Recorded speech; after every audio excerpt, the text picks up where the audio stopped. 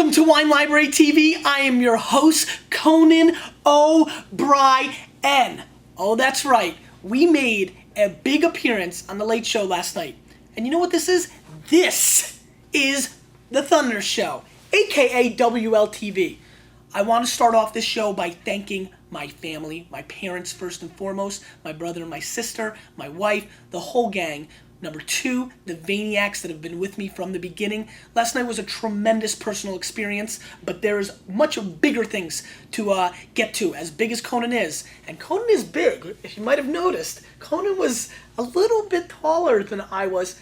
Yes, I am not 4'4". Conan is 6'7". Give me a little bit of a break. I'm not the tallest guy in the shed, but that was a little brutal. Other than that, it went well. We had a lot of fun, but there are bigger things to attack, and what that is changing the wine world, and that's what we're about. We're about getting people to try different things. And I know a lot of people are going to be watching today for the first time after yesterday. The traffic is out of control. It's very humbling when your name gets Googled over 1,000 times. I mean, it's pretty scary. So it's a very strange feeling. I'm excited about it. I hope you enjoy the show. We're focusing on a tremendous topic today, which is 90-point wines under $15. You know, I thought it was a perfect topic to get a lot of people to focus on prior to, you know, with your first experience of what WLTV is all about. Before I get into the wines, if you really want to know what WLTV is all about, I highly recommend that you join the forums, the Wine Library TV forums. Link it up right below the video. Scroll down, guys. Link on to the forums, and then another link for the forums. Introduce yourself. I want you guys to do this. It is unbelievable, the community. I promise you, if you poll most Vaniacs that have been with me for the longest time, most of them don't like me that much. It's the other fellow Vaniacs that they've met in the forums, the friendships that are being done there. And what's the key to that component is that wine brings people together. As much as this beverage makes people scared and nervous, wine is a community builder. It's this generation's board game. It brings people together, and there's so many different flavors and opportunities, and it's just fantastic. And what I don't want is for people to buy wine by labels, by scores. I don't want you to trust that. I don't want you to even trust me. If you watch the last 300 episodes and the next 300 episodes, I want you to know one thing. You need to trust your own palate, number one, and number two, you have to try different things. And getting into that, let's get into a different wine. And this is the Marquis Phillips is still in my mind, you know. The Concentura Marquis Casa Concha 2005 Chardonnay. This wine has scored 91 points by the Wine Spectator and is $14 US. Let's give it a little bit of a pour. I like this wine because I think a lot of people are going to be able to find this. And that's always good. Thundercats are already drunk. Always. They always start ahead of me. You're noticing this, right? It's the big elephant in the room, everybody's wondering. Conan stole my bucket, and so I have to use my Pop's bucket. Thanks, Dad. Big shout out to my dad. Brought me from Russia, gave me a bucket. What kind of guy is he? The best. Anyway, so I've got a backup Jets bucket. We pulled Pennington, and in comes Kellen Clemens from Oregon. And I'm just going to get a big shout out from all the guys from Duck fans, I'm sure. Anyway, the backup's in the house, but the original is back tomorrow. Hopefully. Let's give this a little bit of a sniffy sniff. That's another thing for the forums. There's so many people that are jumping and watching on for the first time. If you're wondering about any of the inside jokes of the show, it's a great place to ask. The fellow Vaniacs, you think they're coddling, right, Mont? They're good peeps. Yeah, they're good peeps. They'll answer. So this wine has a nice little aromatic of, you know, a little bit of a mango papaya mix, which I'm enjoying quite a bit. Very pretty on the nose. Just gorgeous. Let's give it a little bit of a slip. Slip. What is a slip?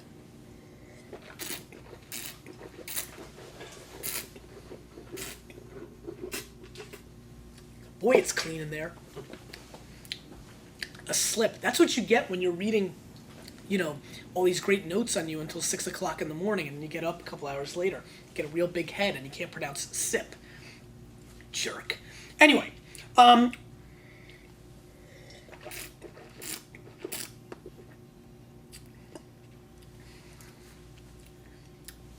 very focused wine. I'm actually quite impressed with this wine.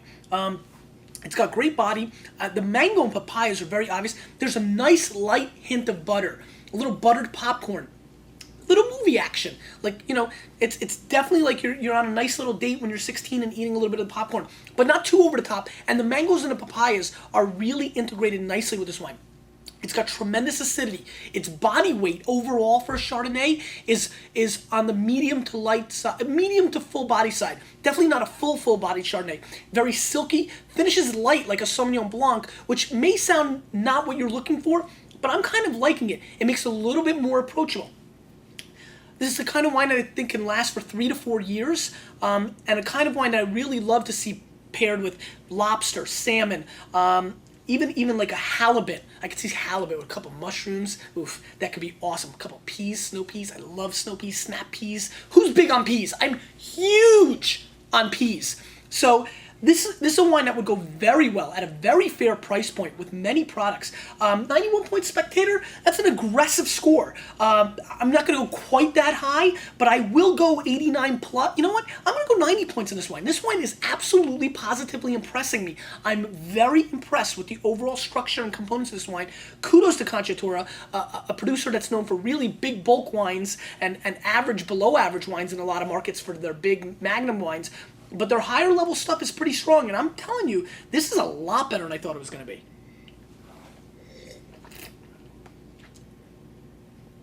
It's a well-made chart. It's well made.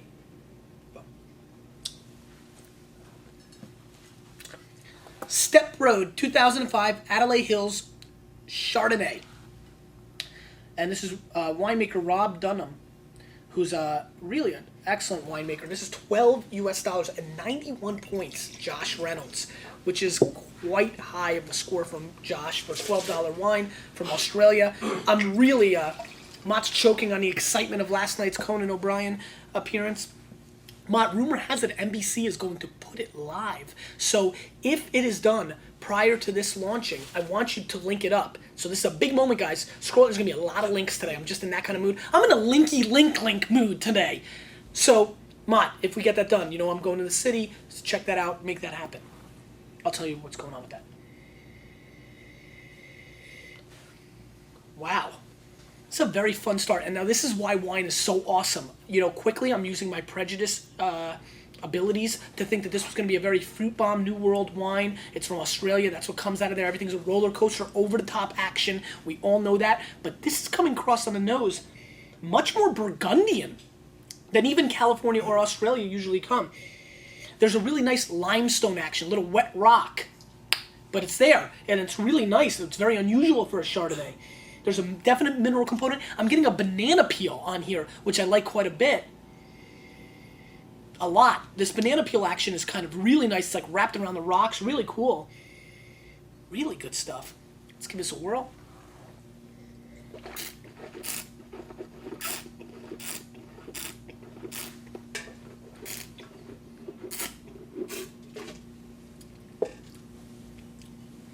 Adelaide is such a great place in Australia. Everybody talks about Barossa, McLean Vale, but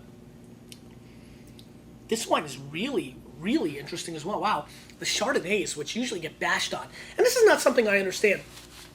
Grapes just get popular and then people bash them. It's so the Hollywood thing. You build them up and then you crash them down. And you know, luckily my parents did such a good job, pretty self-confident within, so when my crash comes, which is probably right around now, I mean, I was just on Conan, so I'm probably a good, I got 30 more seconds before I get beat down, comes, you know what, I'm going to remember the good things. I understand, you know, how it works. So, this is a Chardonnay I think a lot of people are going to like. It's very complex, very, very, very focused is what I'm looking for. Again, mineral components, pear, you know, apple, very, you know, even like a little hint of fig, which I'm adoring on the finish.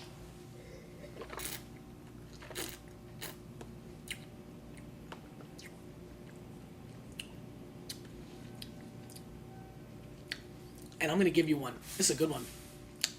Cinnamon-covered kiwis are coming through on the mid-palate to finish this wine, which if you've never had a cinnamon-covered kiwi, number one, why? And number two, you need to do before you taste this wine. I'm going to tell you, I'm in a very uncomfortable situation. Usually these 90-point wines under $15 get beat the hell out. But today, they're bringing the thunder. And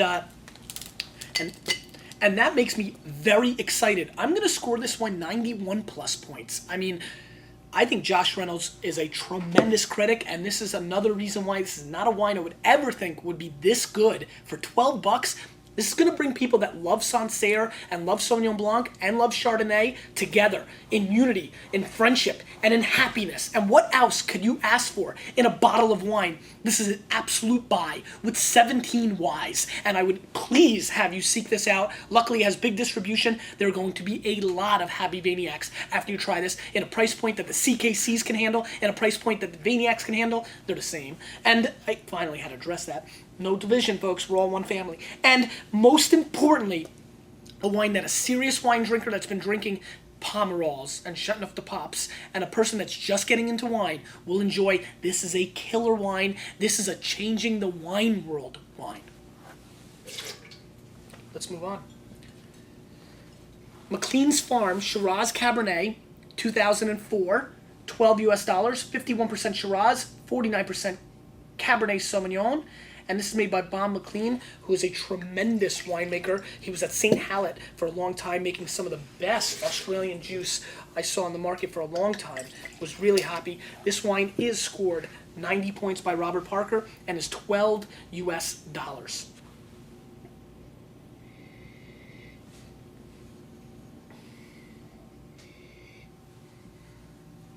So the nose is a little fake. It's very fleshy. It's got a little bit of a venison component. It's also got a chemical component coming on, almost like a C2 kind of.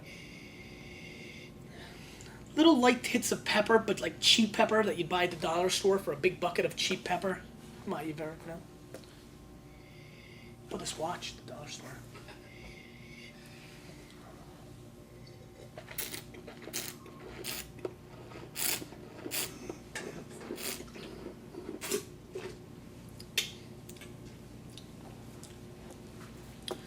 So this is a wine from Australia that I just don't see how Parker went this direction with this wine. I find it totally disjointed. It's a big wine. It's got great fruit. It's big. It's massive. But that's it. And you know what? There's a lot of 6'7" guys that will fall if you punch them in the neck. And that's just the way it is. It's just the way it is. One of my best friends growing up, Robbie Turnick, big, 3 times my size. Girls whipped his ass every day. I mean, it's just the way it is. And that's what this wine kind of reminds me of. It shows a big front. It thinks it's a tough guy. It's got nothing. This wine is a 79-point wine at best. The fruit is going to give it that. Other than that, it's extremely hollow. I don't even taste the wine anymore. Does that answer it? That answers it. It's got nothing of a finish. It's very hollow. It's got some black fruit, some blackberries, but this is a massive disappointment off such a good start with 2 Chardonnays that really brought the thunder. This wine has brought absolutely nothing except a fake facade and an overpriced score and an overpriced wine. I'm going to pay $2 for this wine. Let's move on.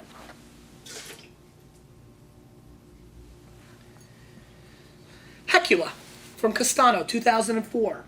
100% Monastrell, which is Mourvedre, which is a tremendous grape from their own region. 50% of the Mourvedre is in tank, 50% is in French oak. It's $9 US. Get a rinse. And this wine on paper could get real serious. It's 91 points, Robert Parker. So again, 50% in tank, 50% in stainless steel tank, 50% in oak, which is a really cool little combination. French oak, 100% Monastrell, which is a tremendous grape, also known as Mourvedre in other parts of the world. I'm a big fan of the grape. Big. I love the Rhone region. I like this wine, and I've hated this wine. It's from Hecula, which is a very interesting area. I mean, it's just a very, very, very interesting wine. On the nose, it's got a very intriguing cauliflower, green pepper mixed with some berries kind of aspect.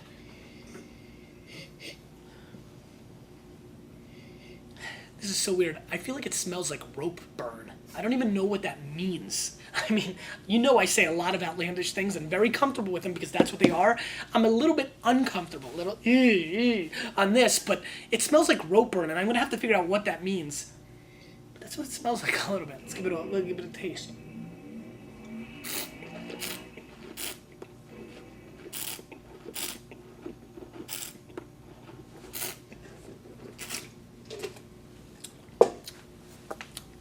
This is a nice quaffing wine. It's got good fruit. It's got a really nice tannin structure. I like that it makes my mouth dry. I'm still tasting dry sherries.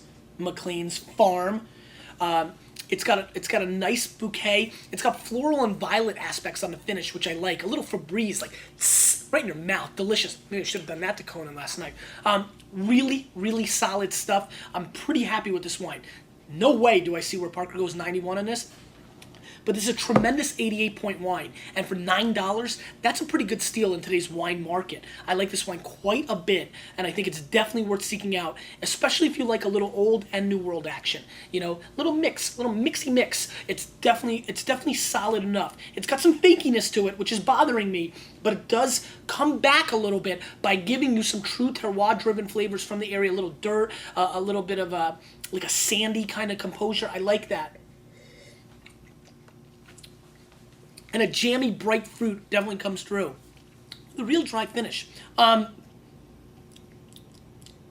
Yeah, good stuff. Definitely good stuff. Yeah, I like it. All right, what else? As big as Conan was yesterday, if you know the internet and you know street cred, I had a very big thing happen yesterday. Mike Steinberger wrote a tremendous article, called me out a little bit, and he's right to do so. He's a good dude. He wrote a tremendous article on Slate.com. So, Mott, and I told you it was a linky link kind of day.